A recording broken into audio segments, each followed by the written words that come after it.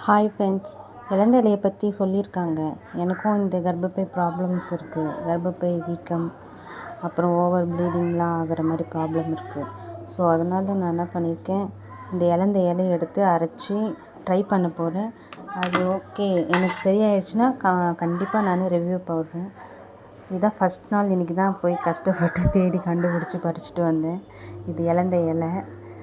இது ஒரு 30 இலை, மிளகு ஒரு 10 ஜீரகம் ஒரு அரை ஸ்பூன், பூண்டு பல், இது சின்ன பூண்டு பல்லுன்றதுனால ஒரு 6 பல் எடுத்திருக்கேன்.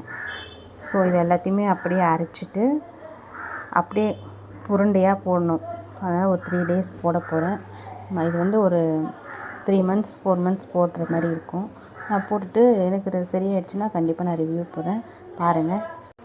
இப்போது அடுத்தது மிக்ஸி ஜாரில் போட்டு எல்லாத்தையுமே ஃபைன் பேஸ்ட்டாக அரைக்க போகிறேன். அம்மி இருந்தால் அம்மிலையும் அரைக்கலாம். நல்லா அரைச்சி ஒரு 3 உருண்டை போடலாம்.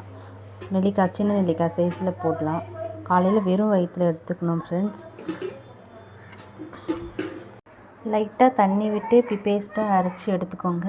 இதில் சின்ன நெல்லிக்காய் சைஸ் அளவுக்கு ஒரு 3 உருண்டை. மென்சஸ் ஆன ஃபஸ்ட்டு டே இன்றைக்கி எனக்கு. அப்போது ஒரு 3 உருண்டை நான் இப்போ போடுறேன். இதில் வந்து 3 நாள் கண்டினியூஸாக போடணும். அரைச்சி ஸ்டோர் பண்ணி ஒரு 3 நாளைக்கும் வச்சுக்கலாம் ஃப்ரிட்ஜில். அப்படி இல்லை ஃப்ரெஷ்ஷாக நீங்கள் அரைச்சி எடுத்துக்கிட்டாலும் நல்லது தான். இன்றைக்கி டே ஃபஸ்ட்டு நான் இதை எடுத்துக்கிறேன். ரிவ்யூ எப்படி இருக்குதுன்னு பார்த்துட்டு நான் சொல்கிறேன் ஃப்ரெண்ட்ஸ்.